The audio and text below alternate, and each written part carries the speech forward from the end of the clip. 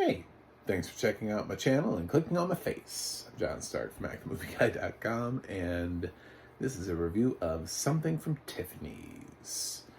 This is an Amazon original. It dropped on their streaming service with little to no fanfare, and you are forgiven for not knowing what the hell this is. It is not a sequel to Breakfast at Tiffany's. It just is something at Tiffany's. Something. Could be anything. Could be a dead body.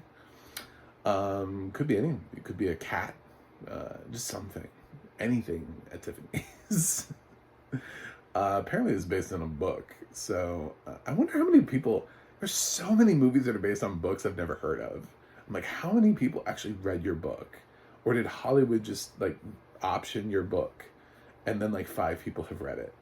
You know, like, is this really that big of a book? Like, is this a thing? Or are there like 1 million people out there that read this book? And now we have a film that couldn't even be bothered to have like an announced release from Amazon. I don't know. Yeah, it's I'm a blind film critic, so I watch films with audio description, and this film does have audio description. And it's a human, so yay, congratulations for us. I know on Amazon they do use TTS a lot, but they use that on stuff that's not their own, which is like them admitting that they know TTS sucks, so they won't put it on their own stuff, but they'll put it on other people's stuff. But hey, you know, that's life. So what is Something from Tiffany's? Well, it's a rom-com. It's a Christmas rom-com, because we don't have enough of those. Sadly for this one, though, I feel like this one could have gone to theaters. I noticed this one is produced by Reese Witherspoon. I was shocked too. I was like, what? Reese Witherspoon's producing this. With her, what is it, Hello Sunshine or whatever production company. And it stars Zoe Deutsch, who, this is not the first time that she's been sent straight to streaming this year. Her film Not Okay landed on Hulu earlier this year, which I thought was actually decent, but really, what really got me with that film was Mia Isaac, not Zoe Deutsch. But Zoe Deutsch in this film is quite fantastic. So there's something to be taken away from. I feel like Zoe Deutsch was going to be the next Anna Kendrick, and then somebody was like, no, we don't need another Anna Kendrick, and then they didn't know what to do with Zoe Deutsch, so now she just does straight to video things. She has like a Netflix film too, like a straight to video Netflix film, and it's really a shame because she has all of the charm. She's adorable. She's got good comic timing. Everything I've seen her in, she's done great work. I don't know why her films keep getting relegated to streaming. I don't know why Hollywood refuses to make Zoe Deutsch happen and send something of hers to theaters for audiences to enjoy. I think something like this around the holiday season, something that managed to be a romantic comedy with a PG rating, it kind of reminded me back in the day when we used to have these sort of rom-coms with a little bit of a family lean that would drop around the holidays, and they would do kind of well. Like, for example, One Fine Day with George Clooney and Michelle Pfeiffer.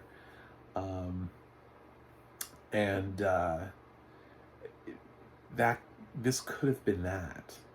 But it, you know, it goes straight to streaming, which is good for us, I guess, because we get direct access. But at the same time, these titles get lost. I mean, you end up just sort of passing it over because you're like, I've never heard of that before. And you try to find a title you have heard of before. And then I come on here with my YouTube channel and I try to tell you, no, guys, this is a good film. I know you've never heard of it, but please watch this. It's a film about sort of like 2 different groups of people. who are both trying to buy something from Tiffany's. Two guys. There's one guy who's trying to buy something from Tiffany's, and he's on the Zoe Deutsch side of things, I guess you could say. And then you have this other family, this dad and his daughter, that are trying to get something from Tiffany's as well. And they have, he likes this girl that is currently not in town. She's off somewhere. It's Shay Mitchell, by the way, who doesn't really bring much to the film, but I know Shay Mitchell has fans, so I just figured I'd say Shay Mitchell. Just for those of you who are like, oh my god, I love Pretty Little Liars. Oh my god. Shay Mitchell's in this? I'm so totally watching this, because anything to get people to watch this, because it was charming. Yeah, so as there's this incident that happens where outside of Tiffany's, for those who don't know, that Tiffany's puts all their things in a Tiffany's box. It's almost like the box itself is a status symbol. This little blue box. So the first guy, Zoe's guy, ends up getting hit by like a car, and the second guy comes out to help, and there's like an ambulance coming, and in the whole commotion of everything, they end up sort of swapping these Tiffany gifts. So they have different Tiffany gifts, and one man was planning on basically proposing, and then Zoe Deutsch's boyfriend was just looking for something from Tiffany's. So and that's kind of how the film plays out. It plays back and forth with this, they want to go check out on the guy, make sure he's okay. He's got like short-term amnesia or whatever, so he can't really remember the incident or anything around it, so he can't even remember what he bought. And of course his girlfriend is really doting, so he just sort of accepts the fact that he bought this like ring, right? Like he was going to propose. And the other guy, meanwhile, is left with decidedly a less interesting gift, but also is slowly starting to get to learn about Zoe, and they're getting to know each other, and it's a rom-com. I feel like if I go any further, I'm just going to tell you the whole damn film. So there you go. That's enough, right? So it's a mixture of rom-coms before. Yes, it's formulaic, but yes, it works. And films like this work because the cast is charming, and this film works because Zoe Deutsch has constantly been relegated into these roles, and nobody will let her open her own film in theaters, but she so totally deserves to. So I liked this. I thought it was nice holiday fun.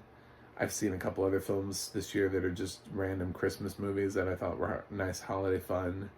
So, yeah.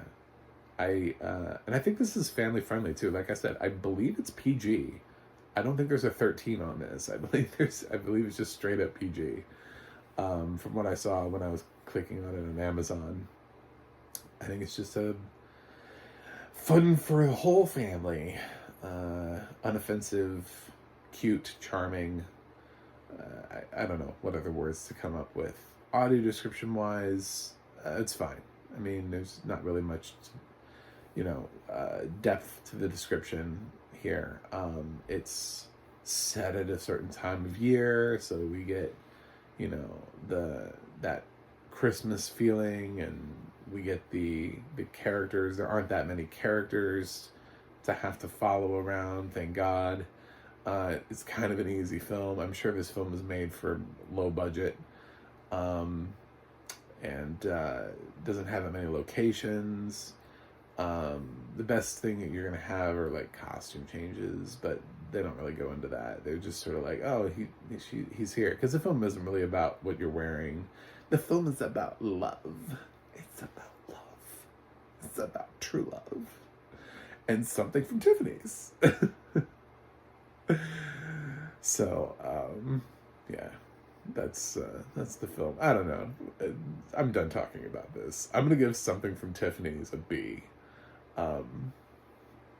Yeah, it's perfectly fine for a romantic comedy this year. There's nothing wrong with this. This could have gone to theaters. It probably would have done at least some business. This past weekend at the box office, like the total money made was like $37 million. It's like, why didn't we open something? At least like this Amazon could have dropped this, and then it would have been like, oh, something from Tiffany is open to $8 million, and okay, well, at least now it has some sort of a profile to it. I digress. All right. Anyway, I'm still trying to get to 100 subscribers this year, so if you stayed this long, you might like me enough to click subscribe. Please subscribe. I just want to hit 100. Oh my God. I would say I would get you something from Tiffany's, but that would be a lie, because 100 subscribers is not enough. 100 million subscribers, I'll get you something from Tiffany's. So, yeah. I have a website, MacTheMovieGuy.com. You can go to the audio description project, abp.acb.org. It'll let you know what has audio description and where you can watch it. And you can go to the adna.org. That's the adna.org. It'll let you know who is working on the audio description for your favorite films and television series. That's it for me today. Hope you have a Merry Christmas and Happy Holidays. And I'll see you on the other side.